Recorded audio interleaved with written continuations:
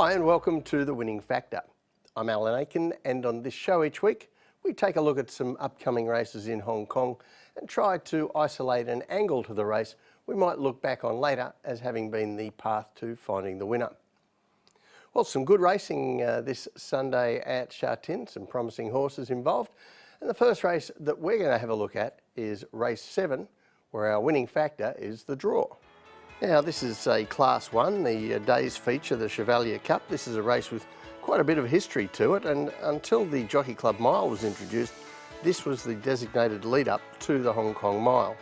Now, these days it's probably a notch below that, but still a good quality race, and the main chances this year look to be Fantastic Treasure, who should have finished closer last start behind another of Sunday's rivals, Beluga, certainly a good chance himself.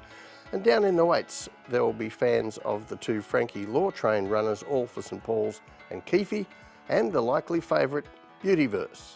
Now, when we look at the map later, that will certainly point to the chance of All for St Paul's coming up in class. But I think most of the focus in this race is going to be on two horses that met last start, Keefe and Beautyverse.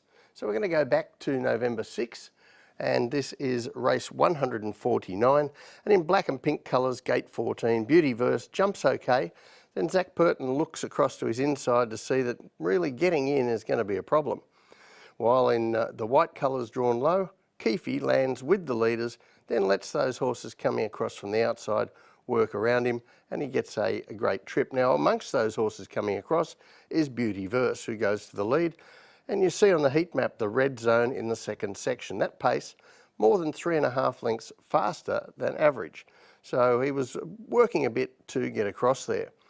Beautyverse then steadies things in front and takes a breath, while Keefe stays in cruise mode behind him. Now, the way this panned out, it should have been a foregone conclusion when Keefe came out to make his run, but Beautyverse keeps finding and scrambles in despite those early exertions. Now, when he raced in Australia, Beautyverse was a horse that got back in the field and ran on strongly, so that was a complete switch of his tactics at his first run in Hong Kong, showing a little bit of versatility there, but also achieving something that very few horses manage to do, which is to win in Class 2 or higher at their Hong Kong debut. Now, I've looked back to 2005 to get a list of horses which have done exactly that, and you see them here on the graphic, and there are all the horses to win Class 2 or better, and I've highlighted the ones who can legitimately be said to have ultimately lived up to the high promise that they showed that day. Some of them became Horse of the Year nominees, and others just became Group 1 horses, but I've also listed how many starts and wins these horses had afterwards, and it's not as happy a story away from the few that I've highlighted.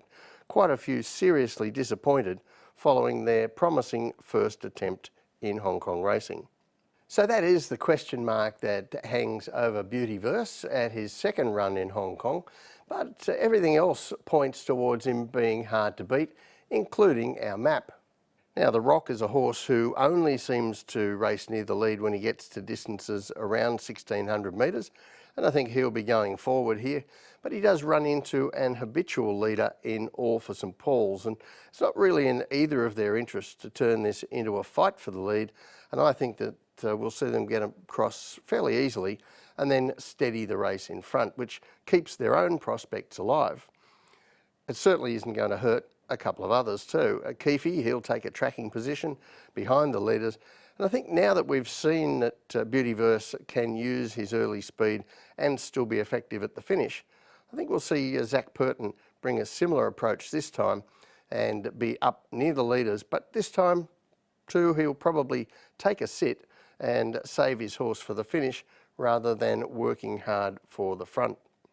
So the tip in race 7, Beautyverse. His winning factor, the draw. Now, that first up Class 2 win was hailed as a huge pointer to his Derby prospects.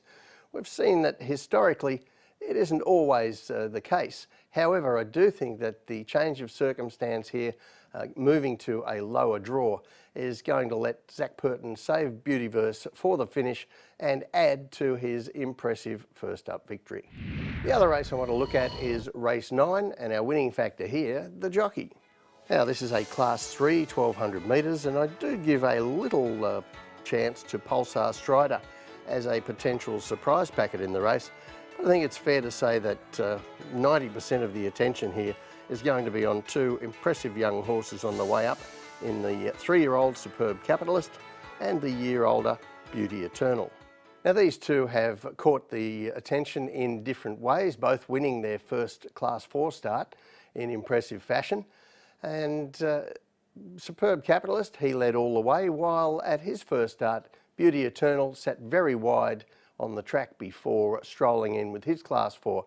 As a result, he then went to Class 3 for his second race, and we're going to have a look at that now. And this race should probably carry a viewer discretion label because it's an absolute horror show.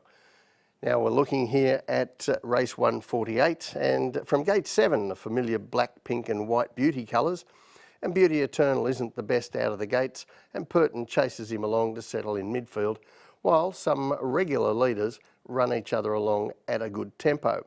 The first 4 even breaking away from the field at the 600 metre mark. Now that's all good help for a horse in the position where Beauty Eternal was in midfield, but it's in the home straight that things get nasty. At the 400 metres there's a check where he nearly comes down, and then he picks himself up only to find some further traffic issues in the final 100 metres as he's charging to the line in a performance that left grown men crying. Now you won't see many better beaten runs than that. He certainly should have won that race, Beauty Eternal, even though assisted by the fast-paced mid-race. He certainly wasn't assisted by the traffic problems in the straight.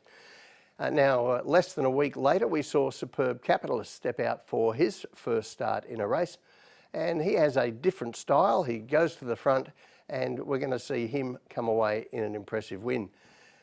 This is race 159. He's in red and white colours from gate 3, and he begins well enough for Angus Chung, who then uses that inside draw and the horse's speed to roll through and lead, with his first sectional only just into our red zone there, but then he sustains quite a good speed mid-race to burn off the opposition before coming down the home straight unthreatened in just an average split. But as you can see, he could have improved on that finishing speed had his rider asked him to do so. Now that was a race restricted to only 3-year-olds, and it was a weaker event than the one that we saw where Beauty Eternal was unlucky. But we're facing a familiar racing problem here, as old as racing itself. We've got one horse who's going to be up the front, out of trouble, using his speed, and perhaps a better horse, certainly a stronger finisher in Beauty Eternal, further back in the field and needing to get through some traffic. But how much traffic will he have to encounter? Well, that's pretty much up to the rider. And when we take a look at the map, unless the once upon a time leader Highly Proactive turns back the clock, the only horse that can match Superb Capitalist here early is Rev Parisian, who is drawn outside him. So Superb Capitalist should be able to once again get control of the race on the rail. I don't think he'll slow them up too much. I think he'll set an even speed again. So the trick to this is what Purton is able to do with Beauty Eternal. We saw him in that replay, a touch slower way than outsped, but he had jumped well from a wide draw at his debut, then was let drift back. And at other times we have seen him handier than that, although in barrier trials, which are run a little bit slower than races. Now, no jockey in Hong Kong is more aware of the tactical aspects of a race than Zac Purton, and with a general lack of speed across this field, he may even try to get Beauty Eternal out of the gates quicker, more effectively, and be closer to his rival despite the awkward draw. So the tip in race 9, Beauty Eternal. His winning factor, the jockey. Now Angus Chung is a young rider with it all before him, but he faces a tremendous head-to-head contest here with our world-class champion jockey, Zac Purton. And I do think that Purton is not just going to hand up and let his obvious rival get too far away. and I think Beauty Eternal has the stronger finish if Purton is able to get him into a position where he can use it. Well, that's it for the winning factor this week. Good luck on Sunday. We'll see you next time.